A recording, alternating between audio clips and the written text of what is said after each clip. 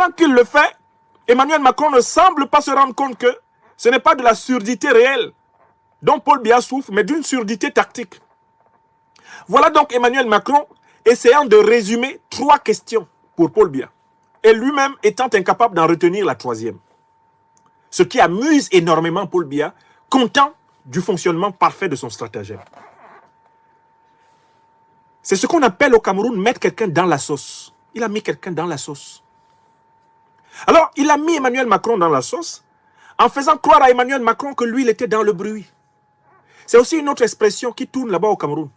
Quand quelqu'un ne veut pas bien entendre ce que tu lui dis, il dit qu'il est dans le bruit. Je suis dans le bruit ici, hein, je n'entends pas ce que tu dis, surtout quand c'est le bailleur.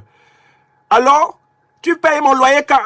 Alors, je n'entends pas bien, hein, je suis dans le bruit. C'est une stratégie au Cameroun actuellement. Être dans le bruit. Être dans le bruit, en fait, c'est créer un brouillage radar, de telle façon que celui qui émet le message n'ait jamais la conviction que son message est arrivé. Par conséquent, c'est casser la communication. Donc, dans la deuxième phase de cette ruse de Paul Biya, Emmanuel Macron devient conseiller à la communication de Paul Biya.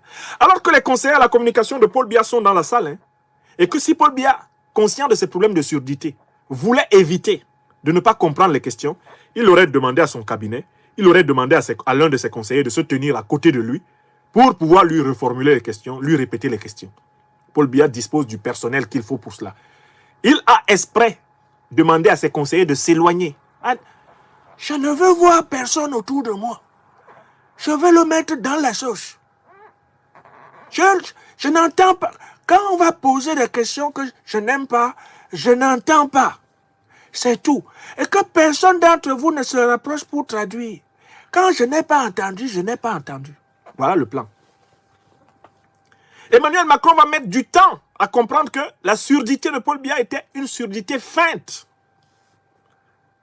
Ce qui montre le différentiel d'expérience politique entre l'animal politique extraordinairement expérimenté qu'est Paul Biya et l'inexpérimenté politique qu'est malheureusement le président français Emmanuel Macron. Il n'a pas eu le temps d'étudier les ruses des vieux grigous de la France-Afrique. Et la suite de l'affaire est croustillante. Quand on pose enfin une question qui intéresse, quand Emmanuel Macron reformule, et que finalement on pose une question qui intéresse, quand Emmanuel Macron reformule, Paul Biya va répondre.